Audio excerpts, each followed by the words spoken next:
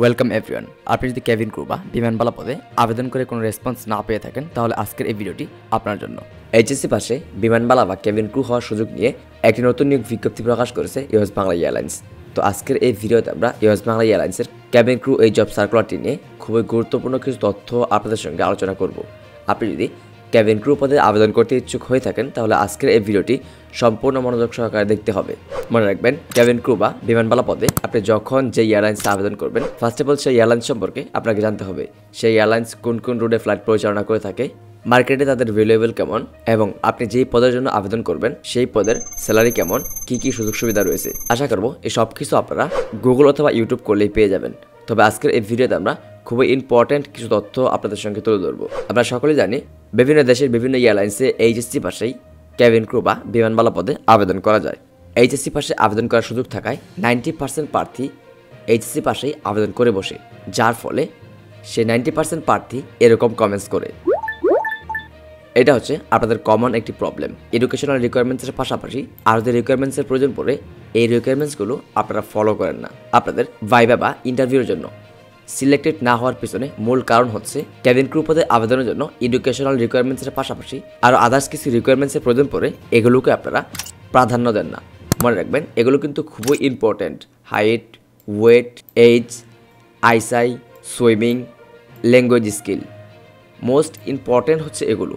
যে রিকোয়ারমেন্টস চাওয়া হয়েছে সেই রিকোয়ারমেন্টস অনুযায়ী যদি আপনি প্রপারলি কোয়ালিফাইড না হন, মনে রাখবেন, তাহলে আপনার যে অ্যাপ্লিকেশন কপিটা রয়েছে আপনি তো এই আবেদনের কপি থেকে আবেদনটা করবেন। এখানে আপনি যে সকল তথ্য সাবমিট করবেন এইসব তথ্য তারা কিন্তু প্রাথমিক বাছাইয়ে দেখবে। আপনি যদি আবেদন ফর্মে একটু লক্ষ্য করেন, এখানে দেখতে পাবেন এই স্টার মার্ক ব্যতীত যে ঘরগুলো রয়েছে এই ঘরগুলোতে কোনো প্রকার তথ্য সাবমিট না করেই আপনি কিন্তু এখান থেকে আপনার আবেদনটা সাবমিট করতে পারবেন, বা 80% প্রার্থীরা এইভাবেই সাবমিট করে থাকে। যার ফলে কি হয়, প্রাথমিক বাছাই আপনাদের অ্যাপ্লিকেশনটা রিজেক্টেড হয়ে যায়।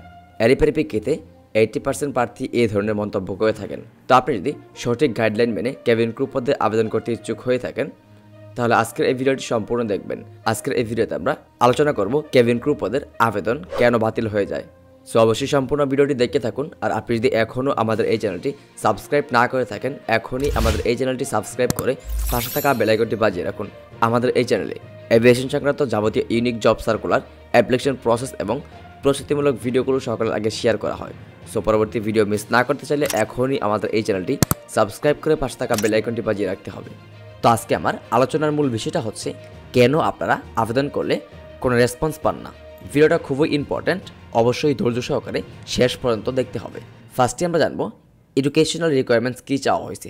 দেখতেই পাচ্ছেন, minimum HSC equivalent with minimum GPA 3.00 out of 5 in SSC and HSC.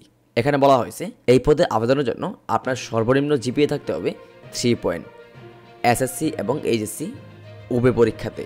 For diploma degree main CGPA 2.80 out of 4 এর ভিতর।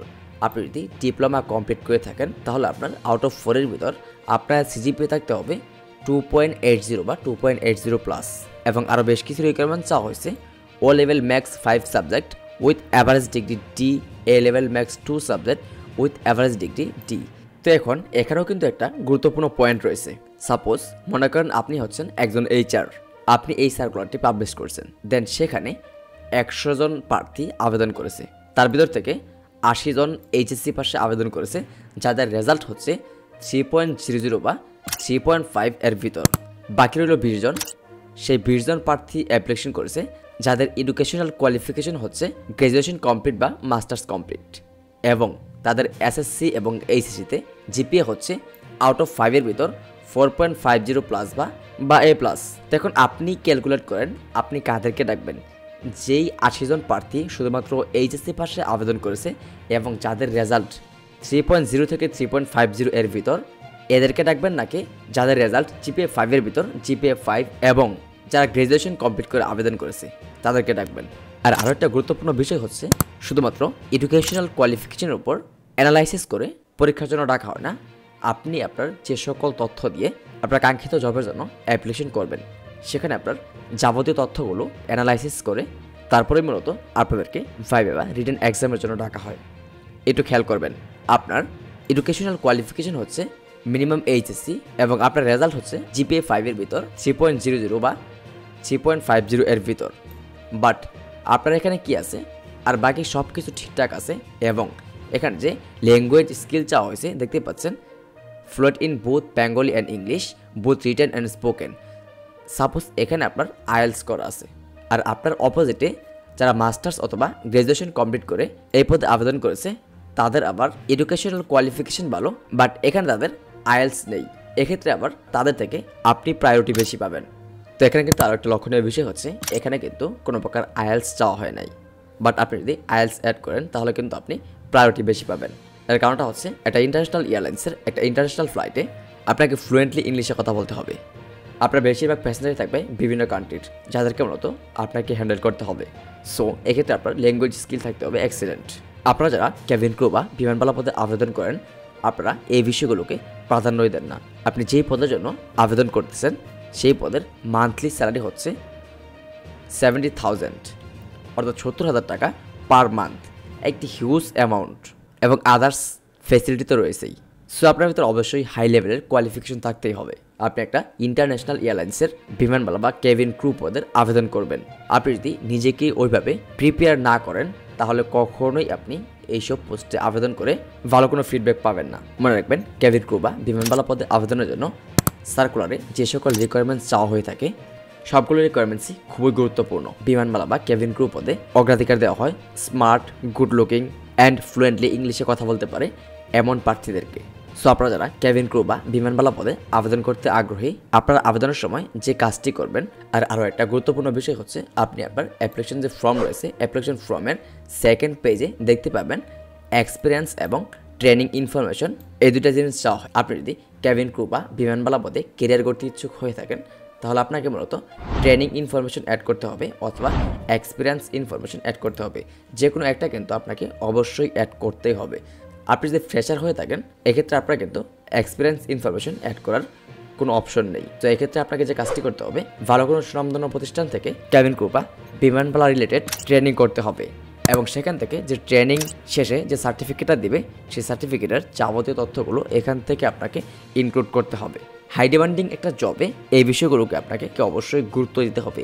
আপনি যদি এই বিষয়গুলোকে গুরুত্ব দিয়ে আবেদন করতে পারেন দেন তাহলেই কিন্তু একটা পজিটিভ ফিডব্যাক পাবেন। আর আরও একটা কমন ভুল আমরা সকলেই করে থাকি আবেদনের ক্ষেত্রে, সেটা হচ্ছে ফটোগ্রাফ নিয়ে।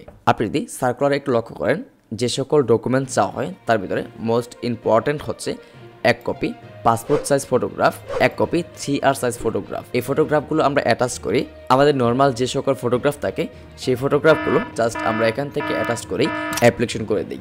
কেবিন ক্রু বা বিমানবালা পদে আবেদনের জন্য আপনাকে আলাদাভাবে পাসপোর্ট সাইজ এবং 3R সাইজের ফটোগ্রাফগুলো মেক করতে হবে। আপনি প্রফেশনাল যে কোনো স্টুডিওতে গিয়ে যদি আপনি বলেন যে আমি কেবিন ক্রু পদে আবেদন করব, যার জন্য আমার 1 কপি পাসপোর্ট সাইজ এবং 1 কপি 3R সাইজের ফটোগ্রাফ প্রয়োজন, দেন তারাই মূলত আপনাকে 1 কপি পাসপোর্ট সাইজ এবং এরকম 1 copy 3R size photograph make করে দিবে এবং আপনি জাস্ট সেই ফটোগ্রাফগুলো মেলে সংরক্ষণ করবেন এবং আবেদনের সময় অ্যাপ্লিকেশন ফর্মে এখান থেকে জাস্ট সোর্স ফাইলে ক্লিক করে আপনার ফটোগ্রাফগুলো আপলোড করে অ্যাপ্লিকেশন সাবমিট করবেন।